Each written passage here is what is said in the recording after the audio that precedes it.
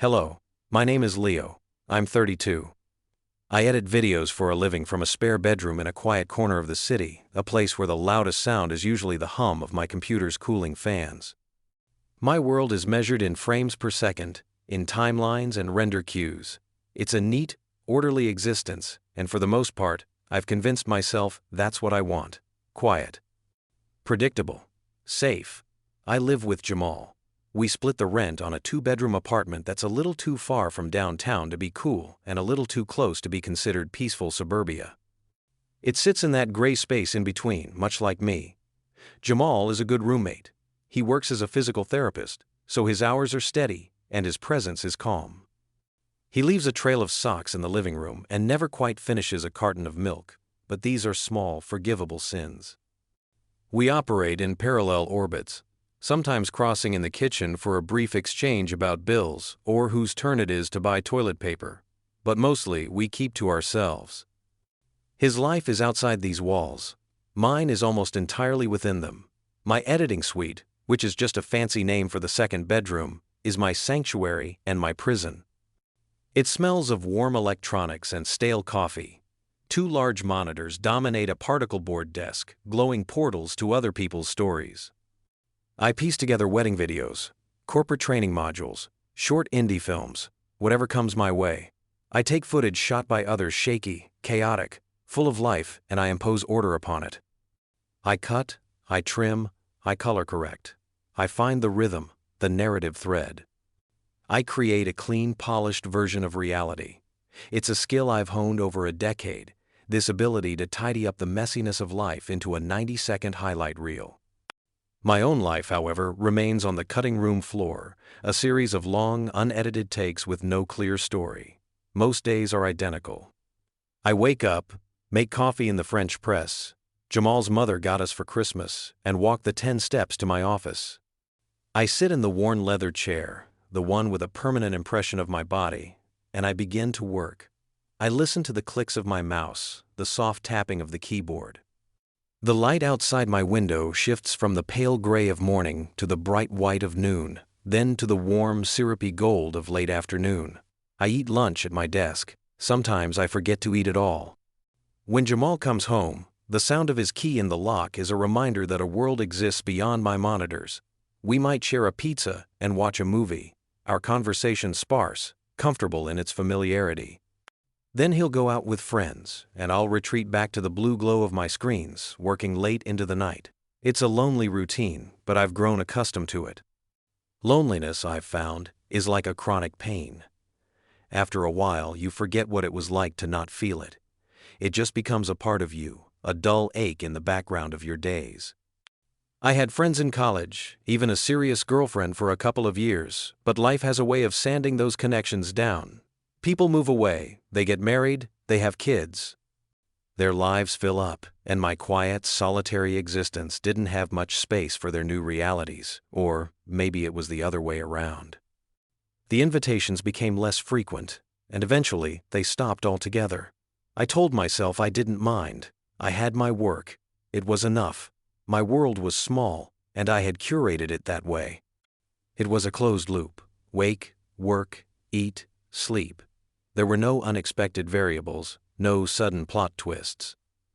I was the editor of my own quiet, uneventful film, and I kept cutting anything that felt too complicated, too unpredictable. I had everything under control, or so I thought. It began on a Tuesday in October. The air had turned crisp, and the leaves on the single maple tree outside our building had just begun their slow burn from green to fiery red. I was deep into a project, a painfully earnest documentary about urban beekeeping, when I heard the front door open and close. It was too early for Jamal. I glanced at the clock, 2 in the afternoon. I assumed he'd forgotten something. I heard his voice, low and comforting, and then another voice, a woman's, so quiet I couldn't make out the words. I tried to focus on the footage of a man in a white suit gently coaxing a swarm of bees, but the sound from the living room pulled at the edge of my concentration. Curiosity, a feeling I hadn't experienced in a long time, nudged me from my chair. I needed more coffee anyway. It was a good excuse. I padded into the kitchen in my socks, rounding the corner into the main living area. and there she was. She was standing by the window, her back to me, looking out at the street. Jamal was taking a coat from her, his movements gentle. Even from behind I could see the tension in her shoulders. She was tall, slender, wearing a simple gray sweater and dark jeans. Her hair was pulled back in a loose knot at the nape of her neck. Jamal saw me and gave a small, almost apologetic smile. "Hey, Leo, this is my sister Maya." She turned, and for a moment, the world seemed to slow down. I've edited thousands of hours of footage. I've seen actors deliver lines meant to convey love at first sight, but none of it prepared me for the simple, unscripted reality of her face. She was beautiful, but it wasn't a polished, perfect beauty. It was something more real, and more potent. Her features were elegant, but her eyes held a universe of exhaustion. They were dark and deep, and they looked like they hadn't seen a moment of real rest in a very long time. There were faint shadows beneath them, like bruises on a piece of fruit. "Hi," she said. Her voice was a low alto, slightly rough around the edges, as if from disuse or maybe from crying. "Leo," I said, my own voice sounding foreign and clumsy. I wiped my hand on my jeans out of nervous habit, even though there was nothing to offer but a nod. "Nice to meet you." "You too," she replied, but her gaze was already drifting back toward the window, as if the view of the quiet suburban street held some profound meaning. She was here, but she was also 1,000 miles away. Jamal hung her coat in the small closet by the door. "Maya's going to be staying with us for a few days," he said, his tone casual, but his eyes told me a different story. They were asking me to be cool, to not ask questions. I was good at not asking questions. It was my default setting. "Okay," I said with a nod. "The guest room is, well, your room. So, make yourself at home." I gestured vaguely toward the kitchen. "Coffee's on, if you want some." A flicker of a smile touched her lips, but it didn't reach her eyes. "Thanks, I think I'd like that." As I poured her a mug of the coffee I'd made hours ago, I noticed the slight tremor in her hand as she reached for it. Her fingers were long and graceful, her nails unpainted. She wrapped both hands around the warm ceramic as if trying to draw heat and stability from it. We stood in the kitchen in a silence that felt heavier than it should have. Jamal busied himself putting away a few groceries she must have brought in with her. The rustling of the plastic bags was the only sound. I retreated back to my room, closing the door softly behind me. The image of her face, of those tired, sad eyes, was superimposed over the footage of the happy bees. I couldn't shake it. An unexpected variable had just entered my controlled environment. A new character had walked into the frame, unannounced and unscripted. And for the first time in a very long time, I found myself wondering what would happen next. The quiet hum of my computer suddenly felt like the sound of waiting. For the rest of the afternoon, I heard the murmur of their voices from the living room. Jamal's tone was consistently low and soothing. Hers was intermittent, punctuated by long silences. I didn't try to listen, but the thin walls of the apartment offered up fragments.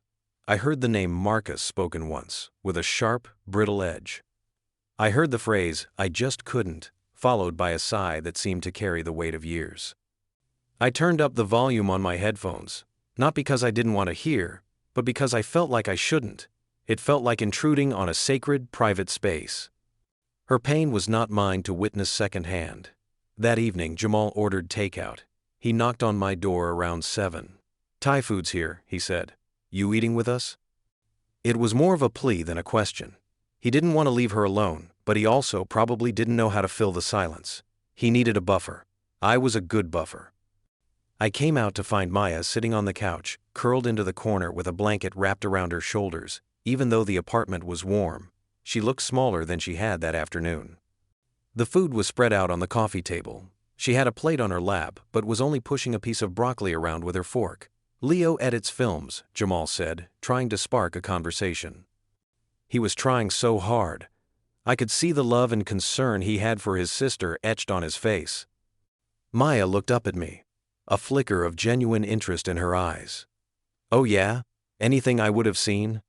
I gave a small, self-deprecating laugh. "Probably not." Unless you're a big fan of regional plumbing supply commercials or instructional videos on how to properly install industrial-grade shelving, a real smile, small but genuine, finally surfaced. It changed her entire face.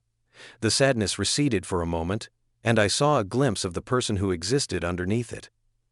"I'll be sure to look out for those," she said, her voice a little lighter than before. "He's being modest," Jamal chimed in. "He worked on that short film, Dust Devil. It won an award at that festival in Austin." I felt a flush of warmth creep up my neck. I hated when he did that. "It was a tiny festival, Jamal. They gave awards to pretty much everyone who submitted. I'd like to see it sometime," Maya said, her gaze steady on me. It was a simple statement, but it felt significant. It was the first time she had expressed a want, a desire for something beyond just getting through the next minute. "Sure," I said, my voice a little too quick. It's online somewhere. I can send you the link."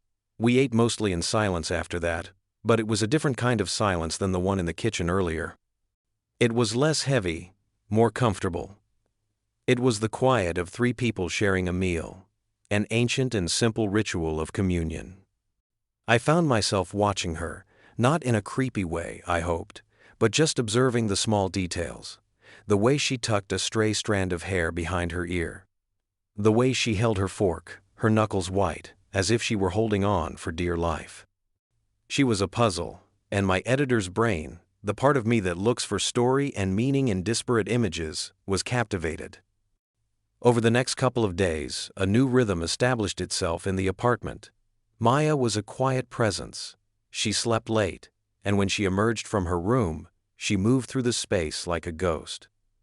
She'd make tea and sit by the window for hours, just staring outside.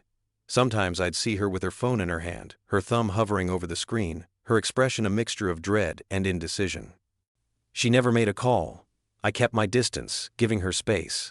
I'd offer a quiet good morning when I saw her, and she'd return it with a tired smile. Our interactions were brief, orbital. But I was intensely aware of her presence. The apartment, which had always felt like a neutral space, now felt charged with her unspoken sadness. The air was thicker, heavier. My quiet, predictable world had been disrupted, and I found I didn't mind as much as I thought I would. Her silence was more interesting than the noise my life had been filled with before. On the third day, I was wrestling with a particularly difficult scene. The footage was bad, the audio was worse, and the client's notes were nonsensical. Frustrated, I pushed back from my desk and went to the kitchen for a glass of water. Maya was there, leaning against the counter, scrolling through her phone. She didn't seem to be reading anything, just moving her thumb up and down in a repetitive, hypnotic motion. "Everything okay?" I asked, my voice softer than I intended. She startled, looking up at me as if she'd forgotten anyone else was there. She quickly locked her phone and set it face down on the counter. "Yeah, fine, just spacing out." "I know the feeling," I said, filling my glass from the tap. "I've been staring at the same 10 seconds of footage for the last hour. I think my brain has melted." She offered another one of those small, fragile smiles. "What are you working on?" "A wedding," I said. The couple wanted a cinematic epic feel. The problem is the groom's uncle, who shot it, held the camera vertically for the entire ceremony. This time, she let out a soft laugh. It was a beautiful sound, like wind chimes that hadn't been stirred by a breeze in a long time.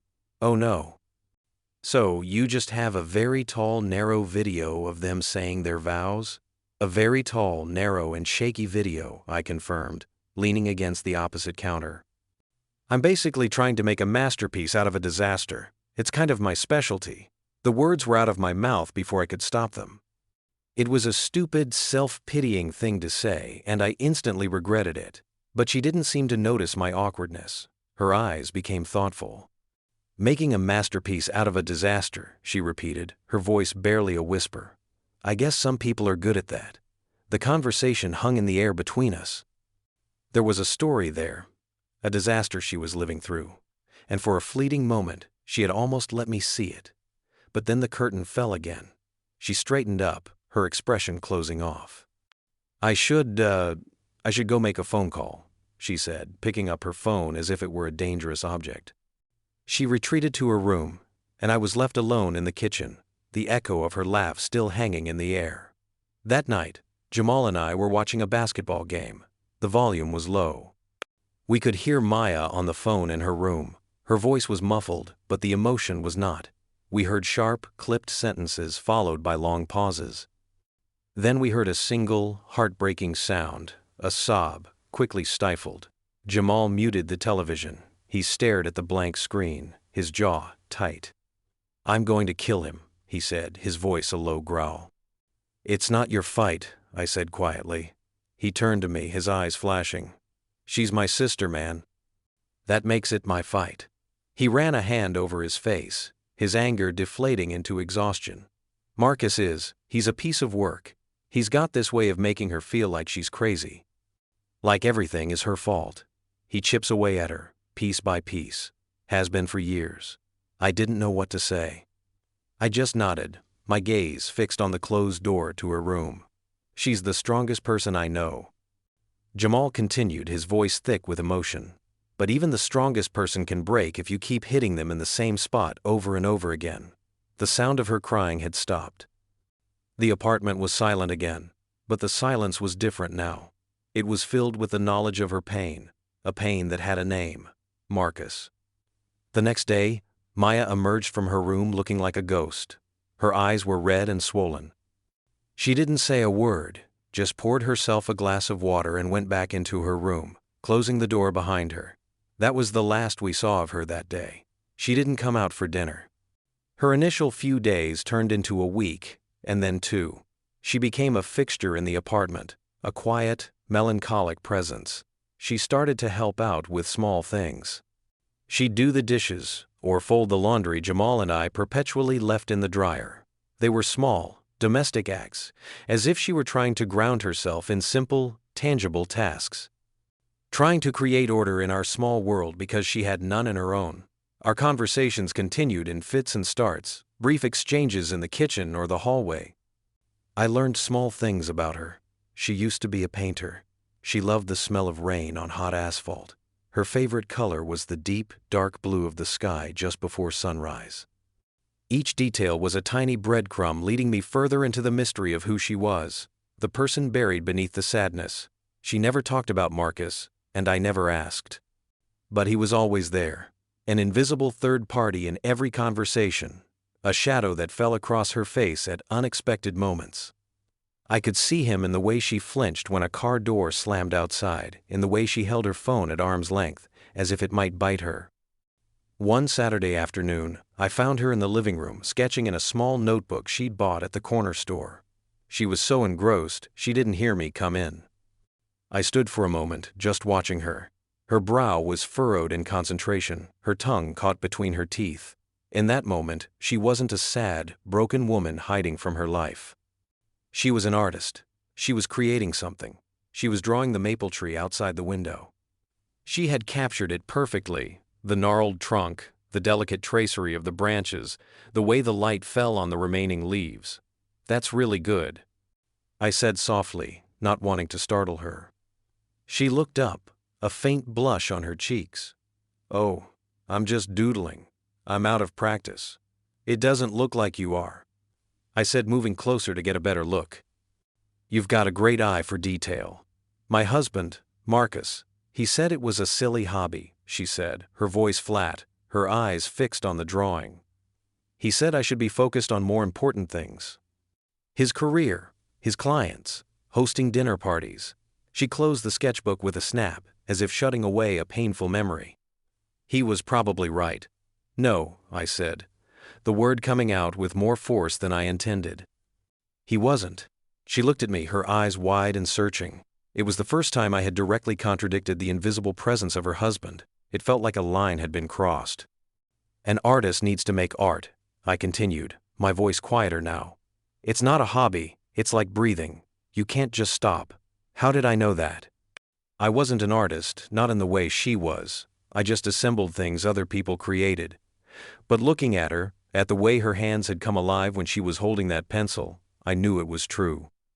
Her art was a part of her that Marcus had tried to extinguish. She didn't say anything. She just held my gaze for a long moment. and in her eyes, I saw a flicker of something I hadn't seen before. It wasn't sadness or exhaustion, it was gratitude, and maybe, just maybe, a tiny spark of hope. That small moment seemed to shift something between us. The fragile wall of polite distance began to crumble. She started seeking me out more. If I was working late, she'd bring me a cup of tea, setting it silently on the edge of my desk. We started watching old movies together after Jamal went to bed, sitting on opposite ends of the couch, the dialogue on the screen a substitute for our own. We discovered a shared love for black and white films, for the slow, deliberate pacing and the emotionally charged silences. We'd talk about them afterwards, dissecting the camera angles, the lighting, the subtext in a single glance. In talking about the unspoken feelings of the characters on screen, we were able to talk about feelings without ever making them our own. It was a safe way to be vulnerable. One night we were watching Casablanca. During the final scene, as Ingrid Bergman's character is about to board the plane, Maya let out a soft sigh. "What's wrong?" I asked. "She's so brave," she said, her eyes fixed on the screen. "To get on that plane. To leave him behind and step into a future that's completely unknown." "She didn't have much of a choice," I said. "It was the right thing to do." "Sometimes the right thing is the hardest thing," she whispered. Her gaze drifted from the television to the dark window, to her own reflection staring back at her. "Sometimes it feels impossible." I knew she wasn't talking about the movie anymore. I didn't know what to say, so I just sat there, the silence between us filled with the weight of her impossible choice. The credits rolled, the music swelled, but we just sat there in the dark, two lonely people on a couch, watching the ghosts of a story that felt painfully real. A few days later, her phone rang. It was late, after midnight. I was in my room, trying to sleep, but the sound cut through the quiet of the apartment. I heard her answer, her voice a hushed, nervous whisper. I couldn't hear the words, but I could hear the cadence. It was a conversation she didn't want to be having. After a few minutes, I heard her bedroom door open and her soft footsteps going to the living room. Then, the sliding glass door to our small balcony opened and closed. I waited. 10 minutes. 20. The murmur of her voice was a faint, distressed hum. I couldn't stand it. I got out of bed and went to the kitchen for a glass of water I didn't need. Through the window in the living room door, I could see her silhouette against the city lights. She was huddled in one of the plastic patio chairs, her phone pressed to her ear, her shoulders shaking. She hung up. She didn't come back inside. She just sat there, a small, lonely figure in the vastness of the night. I took a deep breath. I opened the sliding door. The cool night air hit my face. She looked up, her face streaked with tears in the dim light. "Sorry," she said, her voice choked. "Did I wake you?" "No," I lied. "Couldn't sleep." I sat down in the other chair, leaving a careful distance between us. I didn't say anything else. I just sat with her, listening to the distant sounds of the city, the occasional siren, the hum of traffic on a far-off highway. We sat in silence for a long time. The silence was the point. It was the only thing I had to offer her. I couldn't fix her problems. I couldn't make her choices for her, but I could sit with her in the dark so she wouldn't have to be alone with her pain. Finally, she spoke, her voice so quiet it was almost carried away by the breeze. "He wants me to come home." I didn't respond. I just looked at her, waiting. "He says he's sorry," she continued, a bitter, humorless laugh escaping her lips. "He's always sorry. He buys me jewelry to prove it. He says he'll change. He always says he'll change." She hugged her knees to her chest, making herself smaller. "And the stupidest part is, there's a part of me that always wants to believe him." "That's not stupid," I said, my voice rough. "That's hopeful. It's not your fault that he takes advantage of your hope." She turned to look at me, her eyes searching my face in the darkness. "You don't even know him. You don't know me. You don't know anything about it." It wasn't an accusation, just a statement of fact. "I know what I see," I said. "I see a woman who used to paint, who loves old movies, and who makes the best damn cup of tea I've ever had. And I see that she's been sad every single day that I've known her. I don't need to know anything else." A single tear traced a path down her cheek. She didn't wipe it away. "He makes me feel so small," she whispered. Like I'm nothing without him. Like my thoughts and my feelings don't matter unless he approves of them. We fell silent again, the weight of her confession settling around us. The city lights blurred in the distance. The world felt like it was just the two of us, on a tiny balcony suspended between the dark earth and the starless sky. She took a shaky breath. She looked at me, her gaze direct and unflinching. Her eyes, even in the dim light, were incredibly clear. It felt like she was seeing me, really seeing me for the first time. "I shouldn't be thinking this," she said, her voice barely audible over the hum of the city. "But I am." She didn't say what this was. She didn't have to. In that moment, on that balcony, surrounded by the vast, lonely darkness, we both knew. It was a thought about safety, a thought about kindness, a thought about the profound relief of being seen by another person. It was a thought that was dangerous and hopeful and utterly terrifying, all at once. It was the quiet, unspoken beginning of something new, something that was growing in the ruins of her old life. I didn't know what to say. The air crackled with the unspoken truth. So I just met her gaze and held it. I gave a small, almost imperceptible nod, an acknowledgement, an acceptance. "I see you. I hear you. You are not crazy for thinking it." The moment stretched, fragile and beautiful. Then she broke the gaze, looking down at her hands. The spell was broken, but the echo remained. She finally stood up, pulling her thin sweater tighter around herself. "It's getting cold," she said. "I should go in." "Okay," I said, my voice hoarse. She slid the door open and stepped inside, pausing for a moment in the doorway. She looked back at me. "Leo? Yeah? Thank you," she said. And then she was gone, the door sliding shut behind her, leaving me alone with the cool night air and the reverberation of her words. I shouldn't be thinking this, but I am. I stayed out on the balcony for a long time after that, replaying the moment in my mind. It was a turning point, a quiet, seismic shift. Something had been confessed, not in words, but in the space between them, and I knew, with a certainty that settled deep in my bones, that nothing would ever be the same again. My quiet, orderly, predictable life had been irrevocably altered by a sad woman with the soul of an artist and a universe of pain in her eyes, and I wouldn't have traded it for anything. The days that followed were different. The tension between us had been replaced by a quiet intimacy. There was a new understanding that flowed beneath the surface of our simple interactions. When our eyes met across the kitchen, it was for a beat longer than necessary. When she handed me a cup of coffee, our fingers would brush, sending a jolt of electricity through me that was both startling and welcome. We were orbiting each other closer now, the gravitational pull between us undeniable. She started drawing more. She filled the small sketchbook and then bought a larger one. She drew everything.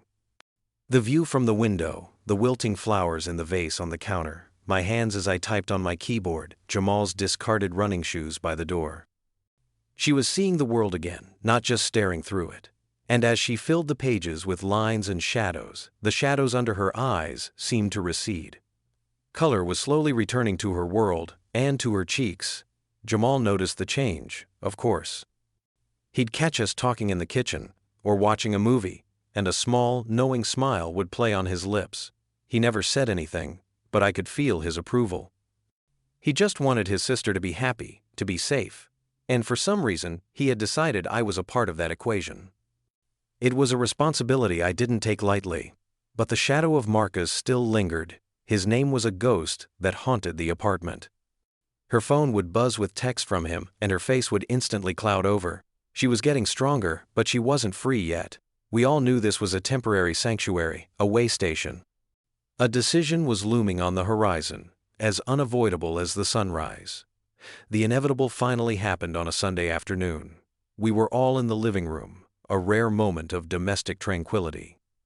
Jamal was reading a textbook, Maya was sketching, and I was half watching a football game, my mind mostly on the quiet, comfortable presence of the woman sitting a few feet away from me. There was a sharp, insistent knock on the door, not the relaxed rhythm of a friend or a delivery person. It was an angry, demanding sound. We all froze. Jamal looked at Maya, his expression hardening. Maya's face went pale. The pencil fell from her fingers and rolled under the coffee table. "Don't answer it," she whispered, her voice trembling. The knocking came again, louder this time. "Maya, I know you're in there. Open the door." The voice was muffled but clear. It was crisp, arrogant, and utterly devoid of warmth. It was the voice of a man used to getting his way. Jamal stood up, his body tensing. "I've got this," he said, his voice low. "No, Jamal, don't," Maya pleaded, grabbing his arm. "Please, he'll just make a scene." "Let him," Jamal said, his jaw set. He walked to the door and opened it. Marcus was exactly what I had pictured. He was handsome in a severe, corporate way. He wore a tailored cashmere coat over an expensive-looking sweater. His shoes were polished to a mirror shine. He looked completely out of place in our humble, slightly worn apartment. His eyes, cold and gray, scanned the room, dismissing Jamal and me before they landed on Maya.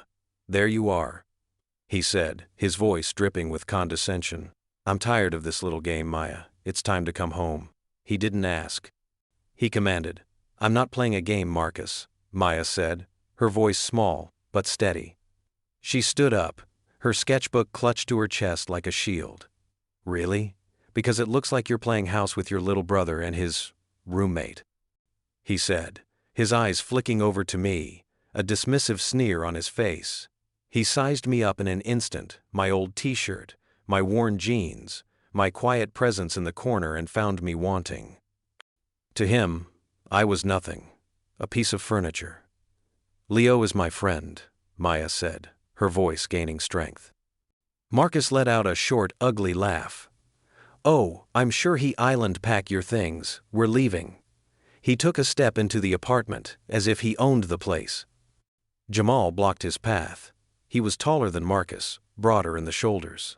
"She's not going anywhere unless she wants to," Jamal said, his voice a low warning. Marcus looked at Jamal as if he were an annoying insect. "This is a private matter between my wife and me." "It has nothing to do with you. It has everything to do with me when you show up at my door, upsetting my sister," Jamal countered. The tension in the room was suffocating. I stayed where I was, by the couch. This was their fight. My role was to be a silent anchor, a steady presence in the storm. I met Maya's eyes across the room. I tried to pour all the strength and support I could muster into that one look. "You are not small. You are not nothing. You are brave." She seemed to understand. She took a deep breath, her shoulders straightening. "I'm not coming with you, Marcus," she said. Her voice didn't waver. Marcus's carefully constructed facade of cool control finally cracked. A flash of rage crossed his face. "Don't be ridiculous, Maya. Your little vacation is over. Get your coat." "No," she said. It was just one word, but it was the most powerful word in the world. It was a declaration of independence, a revolution in a single syllable. He stared at her, stunned into silence for a moment. He clearly wasn't used to being told no. He looked from her to Jamal, then to me. His mind was working, trying to understand this new dynamic, this unexpected resistance. He saw me, really saw me, for the first time. He saw the quiet connection between Maya and me, and his eyes narrowed. He had found his scapegoat. "I see what this is," he said, a cruel smile spreading across his face. "You found yourself a little project, haven't you? A sensitive artist type to listen to all your problems." He looked directly at me. "She'll get tired of you, you know. When she needs something you can't provide. She always comes back." I didn't say a word. I just held his gaze. I didn't need to defend myself. I didn't need to fight him. My power, my strength, was in my silence. It was in the fact that I wasn't like him, and Maya knew it. "Get out, Marcus," she said, her voice as cold and hard as steel. He looked at her, his mask of anger slipping to reveal a flash of something else, panic, fear. He had lost control, and it terrified him. He gave one last hateful glare in my direction, then turned on his heel and walked out, slamming the door behind him so hard that a picture frame on the wall rattled. The three of us stood in the sudden, ringing silence. The adrenaline slowly began to recede, leaving a profound exhaustion in its wake. Maya sank back onto the couch, her body trembling. Jamal went to her, putting a protective arm around her shoulders. I walked over to the coffee table and picked up the pencil she had dropped. I placed it gently back in her hand. Her fingers closed around it. She looked from the pencil to my face, her eyes full of 1,000 emotions I couldn't begin to name. "I'm sorry you had to see that," she said, her voice a hoarse whisper. "Don't be," I said softly. "I'm glad I was here." After that day, something shifted again. The immediate threat was gone, but the aftermath lingered. Maya was quieter for a few days, processing the confrontation. But it was a different kind of quiet. It wasn't the quiet of despair. It was the quiet of contemplation. She had stood up to him. She had said no. She had taken the first, terrifying step toward her own life. But the confrontation had also brought our own unspoken connection into the harsh light of day. Marcus had given it a name, a sordid, ugly interpretation, and now we had to navigate what it truly was. The air between us was charged with a new awareness, a new caution. A week passed. Then another. There were no more calls or visits from Marcus. It was a fragile, temporary peace. But we all knew it couldn't last. Maya couldn't stay in her brother's apartment forever. She was in limbo, caught between a life that was over and a life that hadn't yet begun. One evening, she knocked on my office door. I was finishing up a project, the final render churning away. "Can I talk to you?" she asked. "Of course," I said, swiveling my chair to face her. She came in and sat on the small futon I kept against the wall. She was twisting a loose thread on the cuff of her sweater. "I've been doing a lot of thinking," she began. "About everything." I waited. "I need to get my own place," she said. "I need to get a job. I need to start over. For real this time." "Okay," I said, nodding. "That sounds like a good plan. The thing is," she continued, her eyes on her hands, "I have to go back to the house. To get my things. My clothes, my art supplies, everything. I can't do it alone, and I can't ask Jamal to come. If Marcus showed up, it would be bad." She finally looked at me, her eyes full of a vulnerable plea. "I was wondering if you would come with me. He'll be out of town for a conference this weekend. I know it's a lot to ask." "I'll come," I said, without a moment's hesitation. "Just tell me when." A wave of relief washed over her face. "Saturday, around noon? I'll be ready," I said. Saturday arrived, a gray, overcast day that matched the mood of our mission. We drove in my old, slightly battered sedan. The silence in the car was thick with unspoken anxiety. I put on some quiet instrumental music, hoping it would help. She directed me to a neighborhood of large, modern houses with perfectly manicured lawns. It was the kind of place that looked sterile and unfriendly. Her house was the biggest one on the block, a monument of glass and steel. It was beautiful, I supposed, but it had no warmth, no soul. It looked like a museum. "This is it," she said, her voice small. She used her key to open the door, and we stepped inside. The interior was just as I had imagined. Cold, minimalist, and impersonal. White walls, gray furniture, polished concrete floors. There were no pictures on the walls, no books on the shelves. It didn't look like a home. It looked like a showroom. "Wow," I said, unable to keep the surprise out of my voice. "It's his taste, not mine," she said, a bitter edge to her voice. "He calls it clean. I call it empty." She led me through the cavernous house to her art studio. It was the only room that had any life in it. Canvases were stacked against the walls, some finished, some abandoned. Jars of brushes stood on a paint-spattered table. The air smelled of turpentine and linseed oil. This was her space. The one corner of this cold, empty house where she had been allowed to exist. We worked in silence, a strange, sad efficiency between us. I packed her canvases and supplies into boxes, wrapping each piece carefully. She went to the bedroom and filled suitcases with her clothes. The act was methodical, almost surgical. We were extracting her life from this place, piece by piece. I found myself getting angry on her behalf. Angry at the man who had tried to shrink her vibrant, colorful soul to fit inside this sterile gray box. Angry that she had been made to feel that her art, her very essence, was a silly hobby. As I was taping up the last box of paints, I noticed a small framed photo on a shelf, turned face down. Curious, I picked it up. It was a picture of a younger Maya, maybe from 10 years ago. She was standing on a beach, her hair blowing in the wind, a huge, uninhibited smile on her face. Her eyes were bright, full of life and laughter. I had never seen her look like that. I had never seen her truly happy. I felt a profound sense of loss for the woman in the photograph, for the years that had been stolen from her. Maya came back into the room carrying a box of books. She saw the picture in my hand. Her expression softened. "That was before," she said quietly. "Before him." I carefully wrapped the photo in bubble wrap and placed it in the box with her most important things. "You'll look like that again," I said. It wasn't a platitude, it was a promise. She gave me a small, watery smile. "I hope so." We loaded the boxes into my car, filling the trunk and the back seat. As Maya stood on the porch, ready to lock the door for the last time, she paused. She looked back into the empty, silent house. It was a tomb, a memorial to a life she had survived. "Are you okay?" I asked from the bottom of the steps. She took a deep, shuddering breath and then pulled the door shut. The click of the lock echoed in the quiet street. She turned to me, her face a mixture of terror and exhilarating relief. "Yeah," she said, a real, genuine smile finally breaking through. "I think I am." As we drove away, I glanced at her in the passenger seat.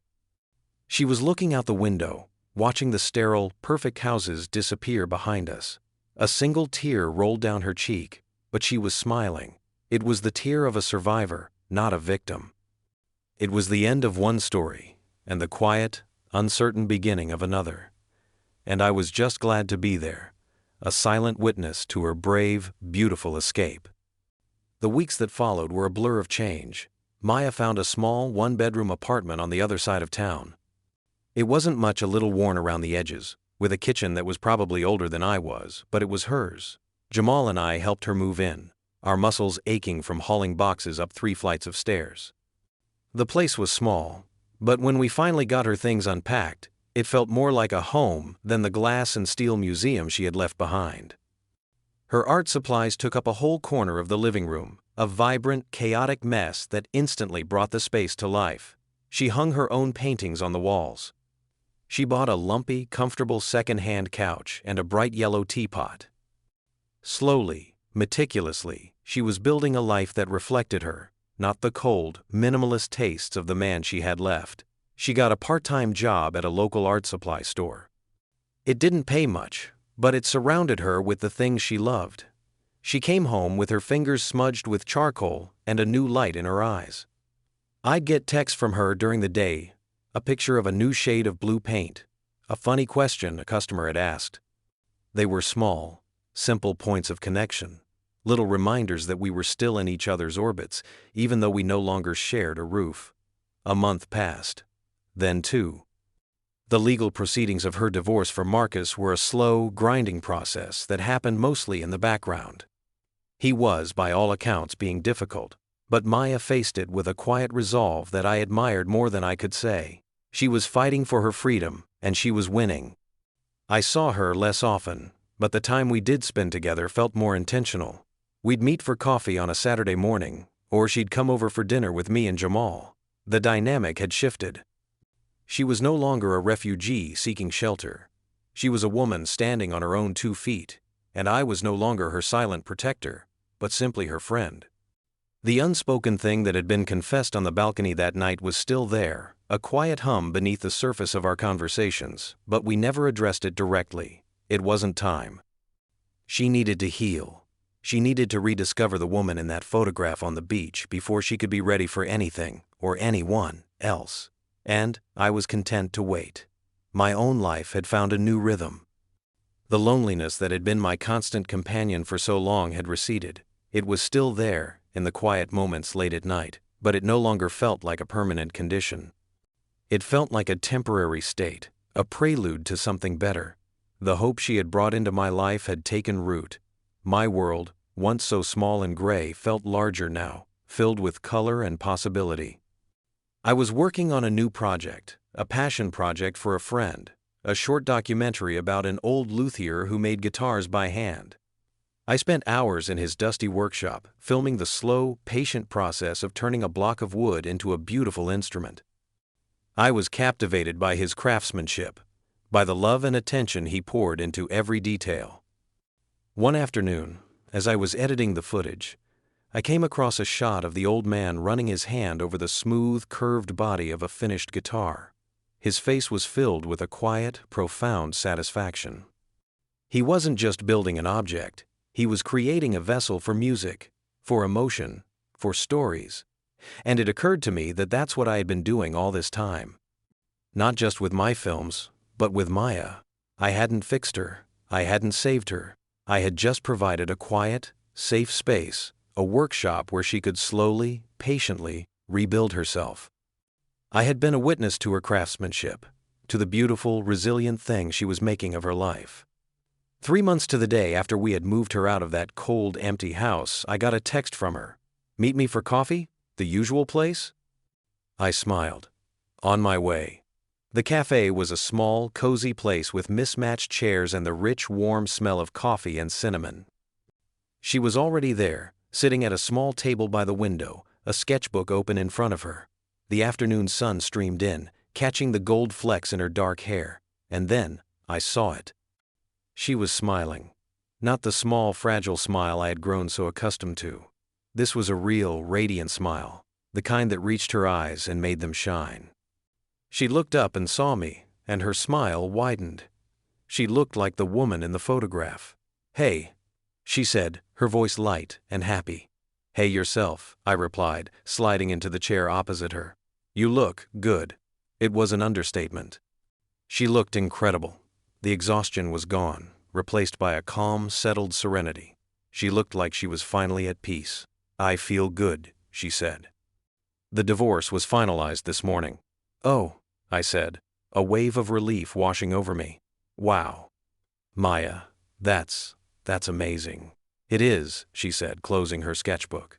"It's over.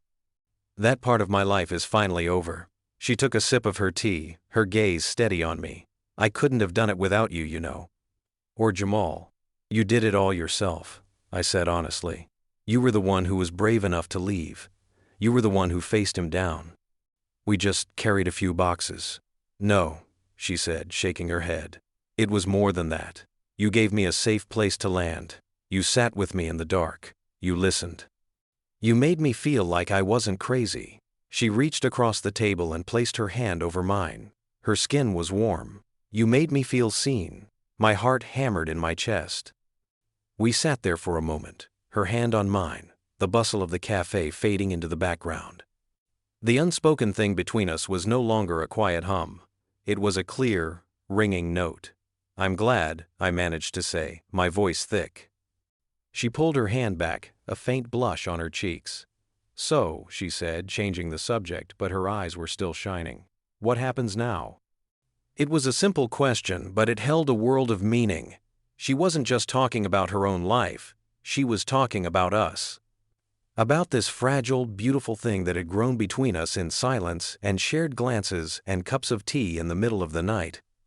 I thought about the long months of waiting, about the slow, patient process of healing. I thought about the luthier in his workshop, carefully crafting something meant to last. Some things can't be rushed. They have to be built slowly, with care and attention and a whole lot of patience. I looked at her, at this incredible, resilient woman who had rebuilt her world from the ground up. I looked at her smile, at the hope shining in her eyes. And I knew, with a certainty that filled every empty space inside of me, that this was just the beginning. I leaned back in my chair and returned her smile, a real, genuine smile of my own. "I don't know," I said, "but I have a feeling it's going to be good." She picked up her cup of tea, her eyes sparkling over the rim. We didn't need to define what this was. We didn't need labels or promises. We had built our foundation on something stronger than words, on shared silence, on quiet understanding, on the profound comfort of simply being present for another human being. The future was an unedited timeline, a blank canvas, and for the first time in my life I wasn't afraid of the unknown. I was ready to see what story we might create together.